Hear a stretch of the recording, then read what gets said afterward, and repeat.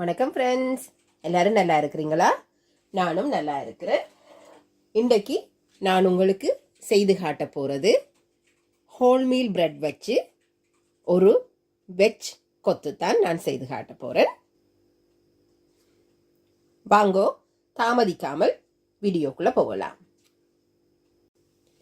இதில் 6 whole meal bread piece, அதாவது brown bread எடுத்து நான் இப்படி ஸ்கொயராக வெட்டி வச்சிருக்கிறேன். அதோட கேரட் லீக்ஸ் கொஞ்சம், கேப்சிகம் அதாவது அந்த குடமிளகாய், பெரிய மிளகாய் எடுத்து அது கொஞ்சம் வெட்டி வச்சிருக்கிறேன். வெங்காயம், அதோட ஸ்ப்ரிங் ஆனியன்ஸ் கொஞ்சம் வெட்டி வச்சிருக்கிறேன். நீங்கள் உங்களுக்கு விருப்பமான இலை வகைகள், கேபேஜ் இருந்தால் கூட நீங்கள் போட்டுக்கொள்ளலாம். நான் அது ஒன்றும் இல்லாதபடியாக இருக்கிற மரக்கறிகள் எல்லாத்தையும் நான் இதில் போட்டிருக்கிறேன். அதோட ஸ்வீட் கோர்ன், அதாவது சோள பிஞ்சும் எடுத்து வச்சிருக்கிறேன். ஸ்வீட் கோர்ன் கொஞ்சம் போட போகிறேன். அது ஃப்ரோசன் தான். இப்போ எண்ணெய் கொஞ்சம் கொதிச்சிட்டுது. நீளப்பாட்டில் வெட்டின வெங்காயம் கொஞ்சம் சேர்த்துக்கொள்ளுங்க.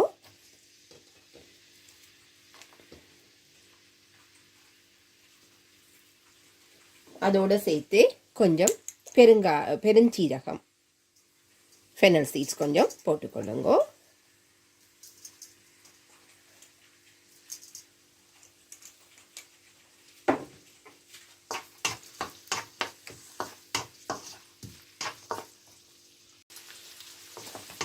இந்த மரக்கறிகள் எல்லாம் நீங்கள் லைட் ப்ரௌனுக்கு வர வதக்க வேணுமென்று இல்லை.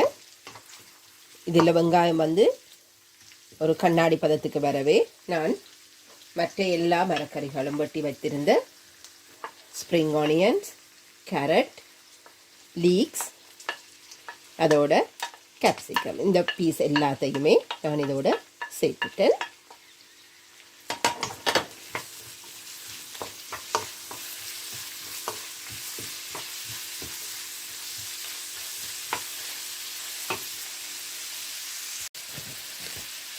இவை எல்லாத்தோடையும் சேர்த்து ஃப்ரோசன் ஸ்வீட் கோர்ன் கொஞ்சம் சேர்க்கிறேன். குழந்தைகளுக்கு இதை நீங்கள் சேர்க்கிற போது மற்ற மரக்கறிகளை தவிர்க்காமல் இதுன்ற டேஸ்டோடையே எல்லா மரக்கறிகளையும் சாப்பிட தொடங்குவார்கள்.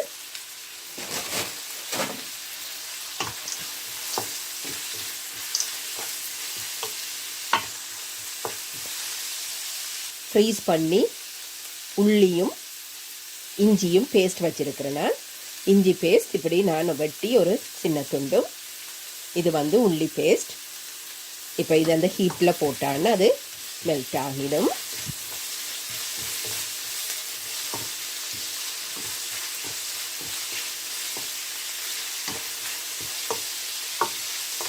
நீங்கள் வேறு மரக்கறிகள் சேர்ப்பதாக இருந்தாலும் சேர்த்துக்கொள்ளலாம். திடீரென்று குழந்தைகள் ஏதாவது ஸ்பைசியாக கேட்குற போது நீங்கள் இதை செய்து கொடுக்கலாம். இல்லையண்டா காலை நேர உணவாக கூட நீங்கள் இதை கொடுத்து கொள்ளலாம். ஏனென்றால் நாங்கள் ப்ரௌன் பிரெட்டில் செய்கிறோம். இது 100% ஒரு ஹெல்த்தியான உணவாக இருக்கும். அதால தான் நான் இந்த மரக்கறிகளை கூடுதலாக அவிக்க விரும்பல. கொஞ்சம் ஹாஃப் பதத்துக்கு அது அவிஞ்சாலே போதுமானது. இப்போ இதுக்கு தேவையான அளவு உப்பு சேர்த்துக்கொள்கிறேன். அதோட பெப்பர் பவுடர், மிளகுத்தூள் சேர்க்கிறேன்.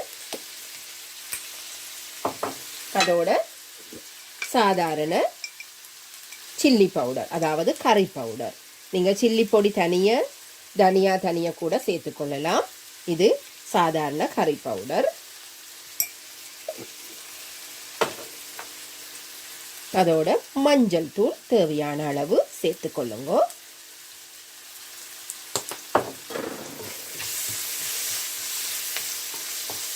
இது கொத்து ரொட்டிக்கு செய்கிற மாதிரியான கொத்து இல்லை. இது நான் பிரெட்டுக்கு டேஸ்டான விதத்தில் தான் இதை நான் செய்கிறேன். இது இந்த செய்முறை கொஞ்சம் டிஃப்ரெண்டாக தான் இருக்கும், உங்களுக்கு பார்க்கவே தெரியும்.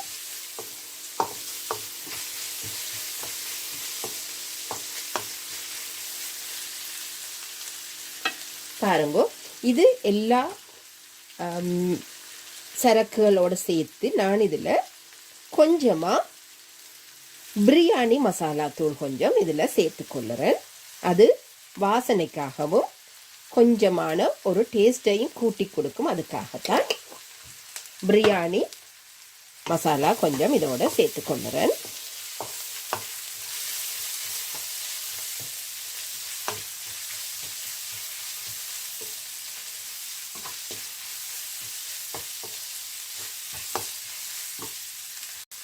இதோட கொஞ்சம் கறிவேப்பிலை சேர்த்துக்கொள்ளுறேன். நீங்கள் கொத்தமல்லி தழை கூட இதோட நீங்கள் சேர்த்துக்கொள்ளலாம்.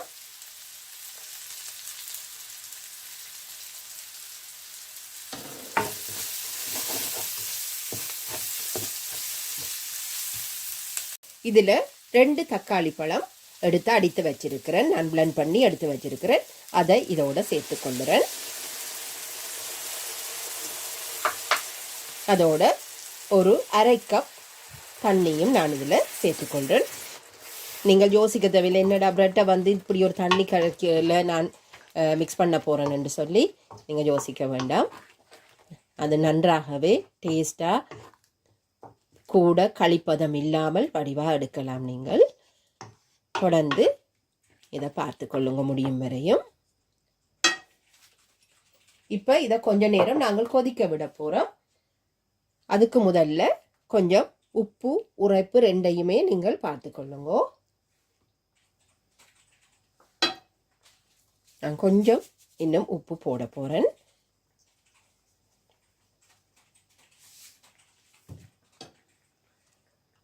இதை இப்போ கொஞ்ச நேரம் நான் இதில் நல்லா கொதிக்க விடுறேன். என்னென்னு சொன்னால் அந்த தக்காளி பழத்தின் பச்சை வாடை கொஞ்சம் போக வேணும். அதோட அந்த கூட்டு, அந்த கறியின் கூட்டும் கொஞ்சம் எண்ணெய் பிறந்து, கொஞ்சமாக எண்ணெய் பிறந்து வந்தால் கூட நல்லா இருக்கும்.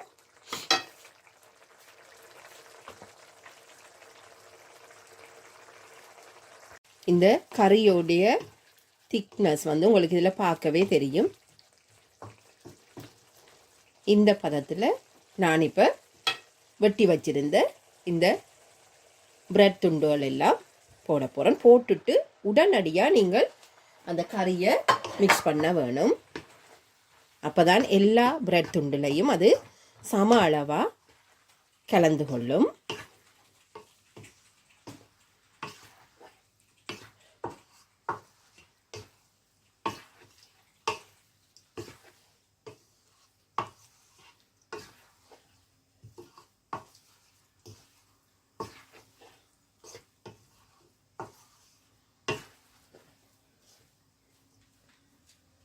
பாருங்க, உங்களுக்கு பார்க்கும்போதே தெரியும் இந்த பிரெட் எல்லாம் தண்ணித்தன்மை இல்லாமல் துண்டுகளாகத்தான் வந்திருக்குது.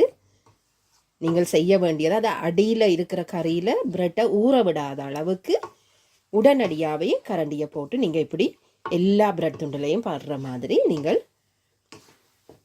கிளறி கொள்ள வேணும். அவ்வளோதான், இந்த பிரெட் வெஜ் கொத்து ரெடி ஆகிட்டுது.